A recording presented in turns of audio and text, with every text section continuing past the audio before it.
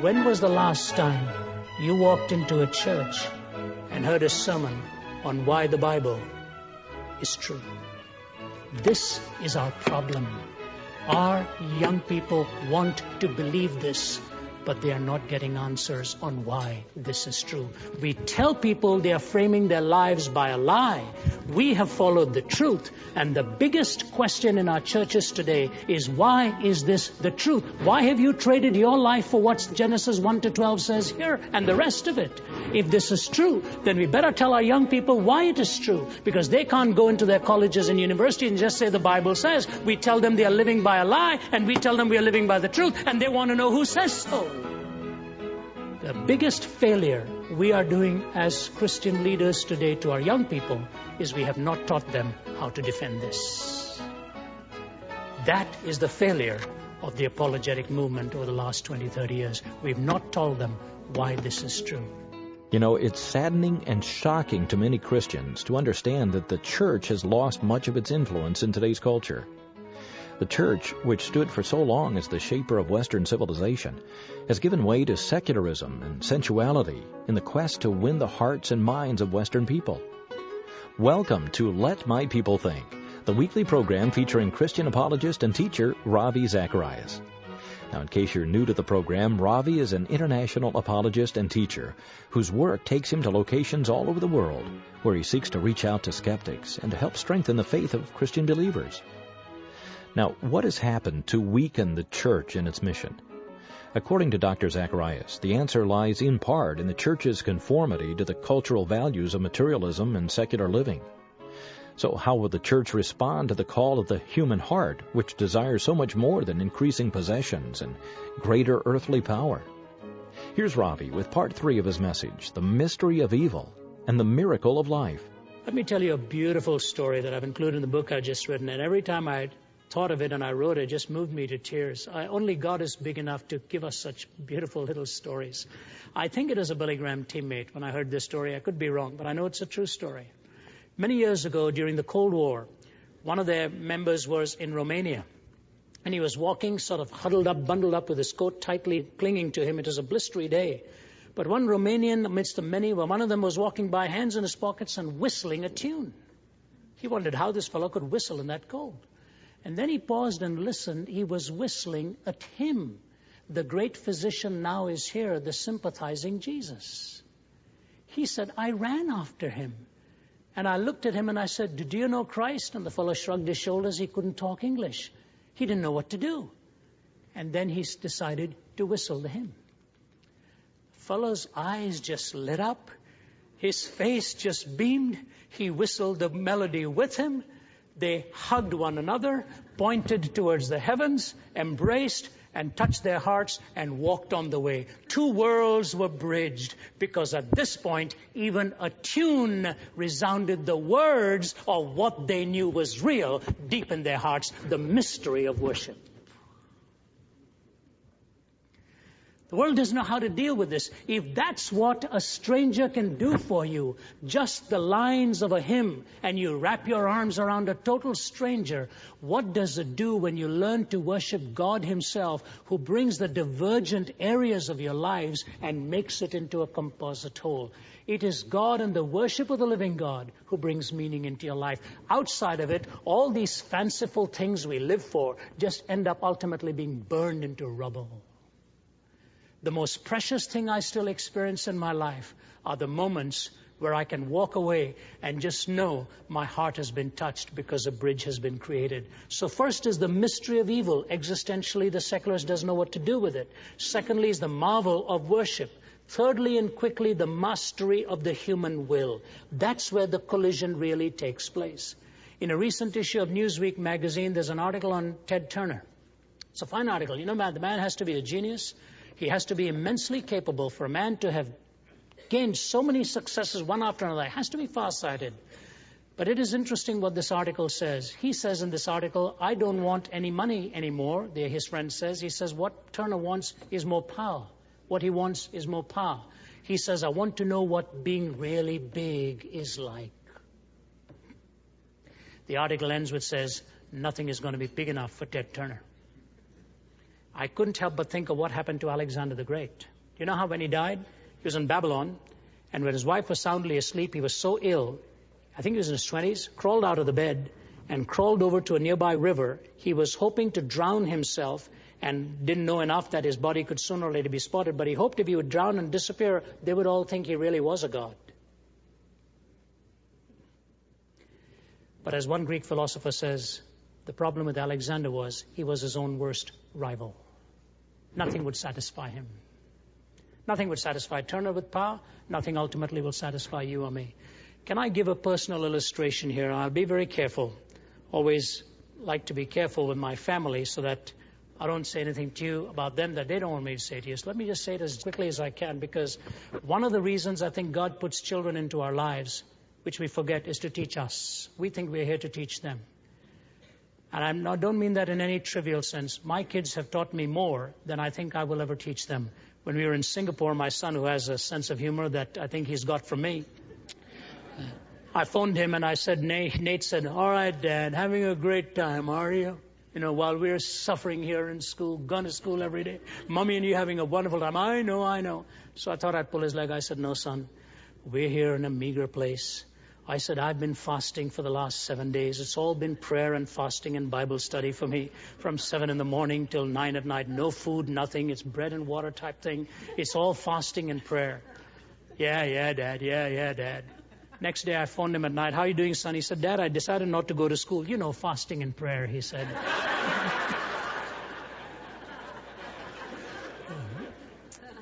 They teach us a lot. Many of them are wonderful things. My little girl, Naomi, taught me a big lesson a month ago. A lesson that I think I needed to learn long before this. She never knew she taught it until I got up at 3 o'clock in the morning to go and tell her she taught it to me. She was going through a personal struggle where she was hurting a lot, very deeply. And I don't know what it is about us men. We do have some strange beliefs and simplistic solutions to very deep-seated emotional. We think 2 lines and it's so, I don't know what it is about us. We're really quite foolish in that. When we were in Bangkok, I'll tell you what happened. We were sitting at a beautiful dinner. Beautiful cultural dinner, and an English couple. We just gotten off the Orient Express and talking about how like a dream come true. And the man was sitting next to me, and the woman sitting next to Margie. We're having a wonderful and the man is telling me about the law firm he heads up, which is the 4th largest law firm in the world. And you know, my eyes were rolling when he's telling me all the cases he's fighting, 4th largest law. And I look across the table, and the woman talking to Margie's got tears running down her face. I said, "What's going on there?" Do you know what he said to me? He's so busy. His law firm is so successful, thought he'd take a break. Do you know what she said to her? "Some years ago, we lost our 12-year-old son. She said, we've never been able to work that tragedy through. We needed to get away so that we could just heal for a little while." She was telling the truth. And the boy is convincing me about that. Very sincere, I'm sure. And that's the kind of lesson I learned. Naomi is going through this deep struggle, and I sat down one night and this is the way you solve it, A, B, C, D, gave all the simple answers. I woke up in the middle of the night and knew I was dead wrong, because I knew what I was doing. I was fearing that my power of direction was not going to be taken in this instance, that I was going to lose that power over my child's life. I mean that very sincerely, very ashamedly. Margie dealt with it. Do you know how she dealt with it? She cradled Naomi in her arms while Naomi cried her heart out. Margie never said a word, just sang some of the hymns of faith to her.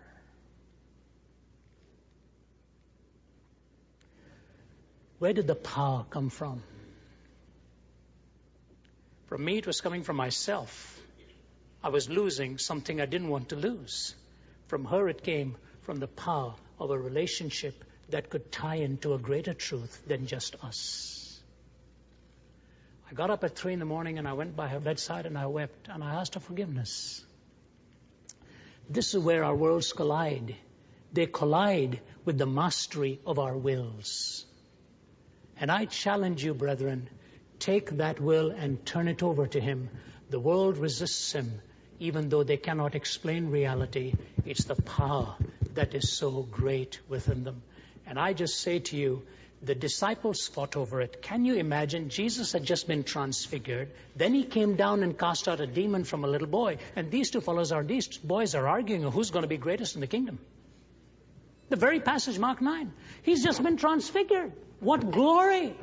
He's just cast out a demon that they couldn't. They said, how did you do this? He said, this kind cometh not out except by fasting and praying. Their debate is who's going to be greatest in the kingdom. And nobody wanted to admit it.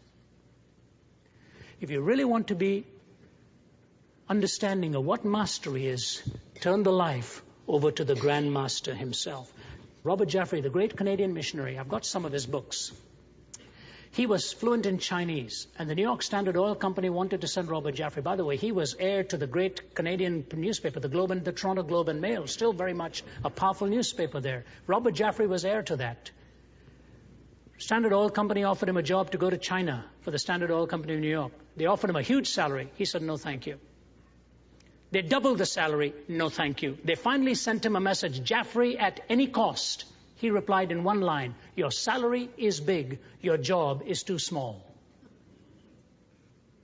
He knew wherein the power really lay. Like Henry Martyn, who gave up the girl he loved in Cambridge and went on and died at the age of 30 or 31, having translated the New Testament into Persian, into Arabic, and into Hindustani, dragged across a desert in chains, this great Cambridge genius gave his life over, knowing where the power really lay. And I say how precious it is for us to understand it. The mystery of human evil, the world cannot cohere with its argument there. The marvel of humanity's worship, the mastery of the human will, and finally, the miracle of human existence. And I tie this together. Listen very carefully here, please, because the application is going to be important. Alan Isaacs, the atheist, in his book, The Survival of God in a Scientific Age. Isaacs is an atheist. Listen to what he says. It is one thing for the Salvation Army to re-equip with electric guitars, but it is quite another thing for religion to deal effectively with the cynicism of young minds, which have been nurtured in a century dominated by science. The greatest gift of this century to our posterity is this, that we have released our children from the fear of the supernatural.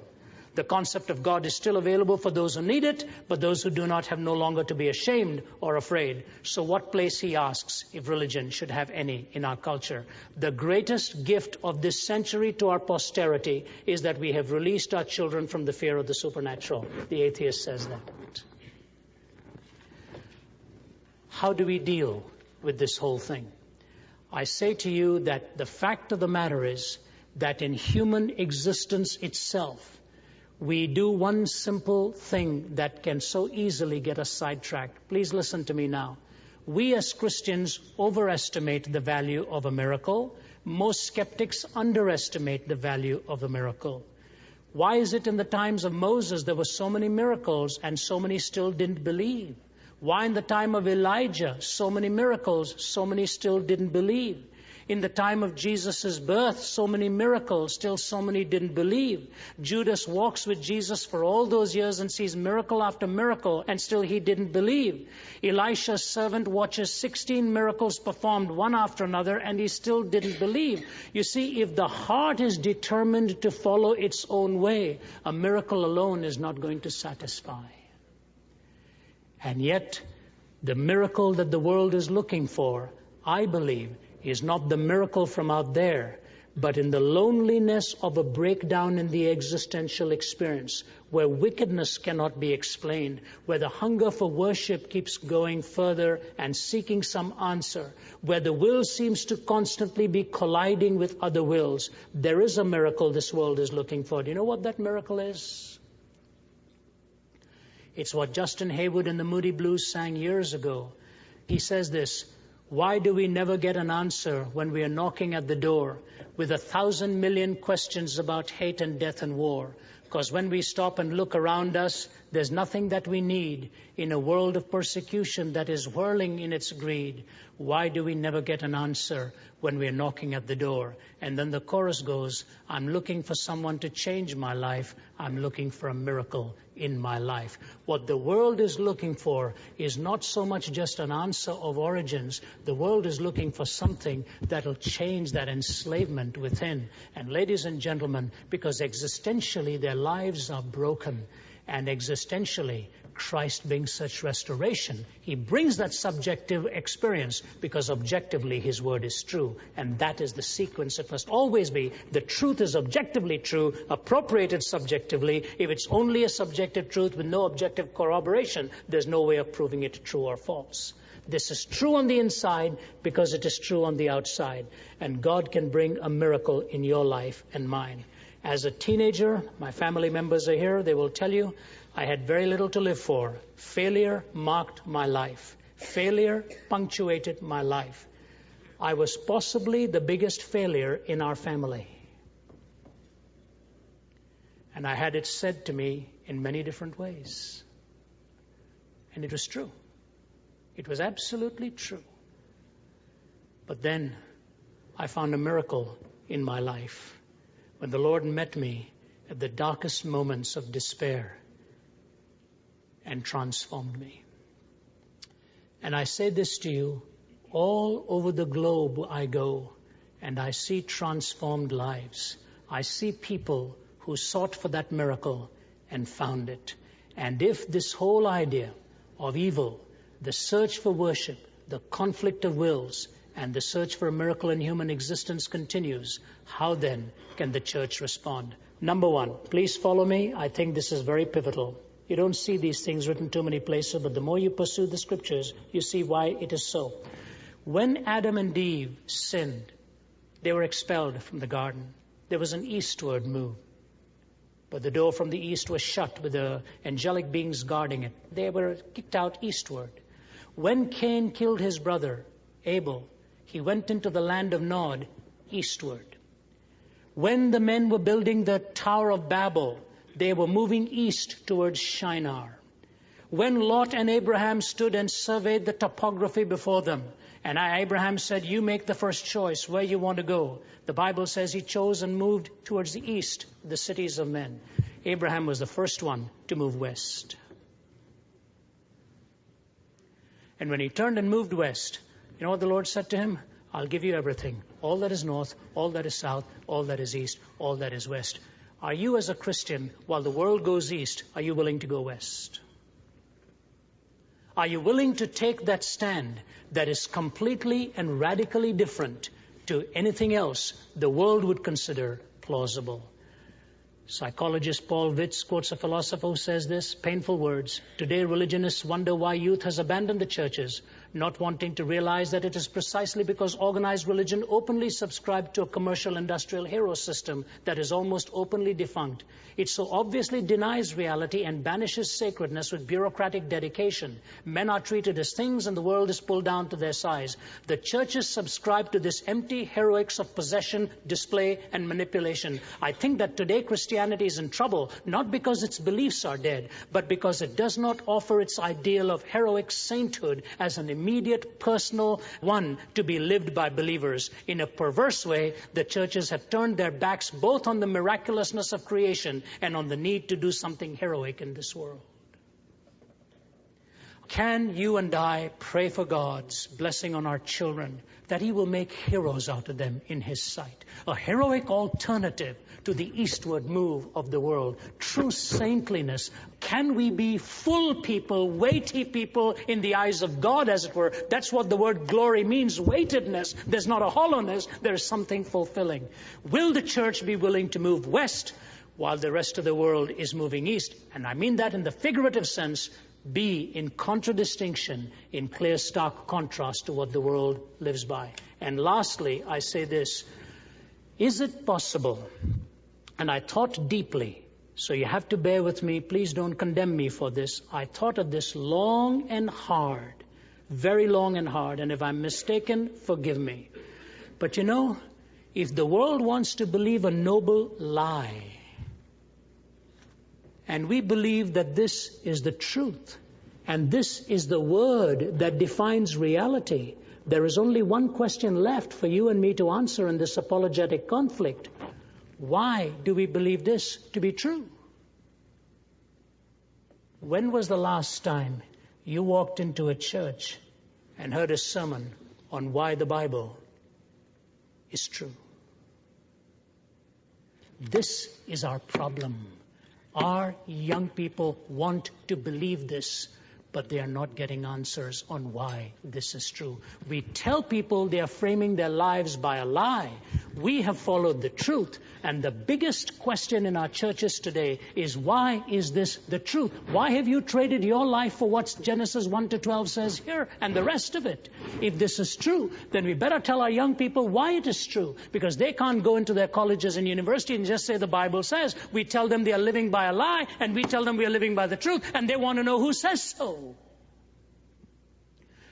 The biggest failure we are doing as Christian leaders today to our young people is we have not taught them how to defend this. That is the failure of the apologetic movement over the last 20, 30 years. We've not told them why this is true. Here's the illustration, and with that I'm through. This is a true story. It is a book entitled The Man Who Never Was. It's a true story about British naval intelligence, considered the greatest ruse during the war. And it took place during the invasion of Italy, immediately after the North African campaign. And it was conceived in the mind of an ordinary soldier, a man by the name of Evan Montague. It's a fascinating story. I could take 15, 20 minutes just building the story. One of the greatest intelligence operations of the Second World War that turned the tide at that point. As they were making their approach into Italy, the forces had to go past Sicily. The German soldiers' defenses were deeply entrenched in there. And Evan Montague talked to his senior officers, and ultimately Churchill got involved in it. And he said, if we can get the Germans to move away from Sicily, then we've got easy access. Well, you know, that's like saying if you can boil the ocean, then you get the submarines up and you can shoot them. You know, yeah, sure, if we can get the Germans out of Sicily, but why will they move out of Sicily? That's en route to what we're trying to go to. He says, that's the point. Can we get them to believe a lie? That we're not going to Sicily, we're going to Sardinia. Churchill says, why would we go to Sardinia? He says, I know we're not going to Sardinia, but when you get them to believe we're going to go to Sardinia. How are you going to do that? They said they would get an announcement somehow to trickle through that somebody had crashed somewhere, of a major officer carrying intelligence information, and in his briefcase was information of a secret plan of invasion. And so they were looking for this man, but no such man existed. So the Evan Montague went to the hospitals and found out if they could give him a dead body, and they would throw it off the coast of Spain and hope that it would flow on to the Spanish land there, and that somehow there were enough informers who would see this, take the message, give it to the Germans, and get them to read this. It's not going to be as simple as that. First of all, you usually can't just take an ordinary dead body. If they do an autopsy there, you can't say he died by drowning, because it won't show that he died by drowning. So they decided to find a fellow who died of pneumonia with some fluid inside his lungs, and maybe just enough to fool the autopsy procedure. They found a fellow, a father gave his dead son. They named him Richard Martin. They put him in a uniform. They put all kinds of papers into his, including romantic letters from a non-existent woman, tickets to the theater, a receipt for an engagement ring, and then the notes of how they were going to go to Sardinia, all couched in language, but with just enough information for them to suspect Sardinia. And Montague said, let's include one line in P.S. I think he got Mountbatten. Mountbatten said, let's not carry this too far. He said, no, we got to do it. But he put a P.S. When it is over, looking forward to having some sardines with you. The Germans fell for that line. This is British humor here. They're going to Sardinia. All the defenses being moved to Sardinia. All of them. It was called Operation Mincemeat. Operation Mincemeat successful. The man who never was lies in a grave in Spain today. He served his country, though a dead man, because he carried information the Germans fell for, and the forces moved into Italy with an extremely successful invasion. Can I reverse the analogy for the good guys and the bad guys here? You know what Satan's done?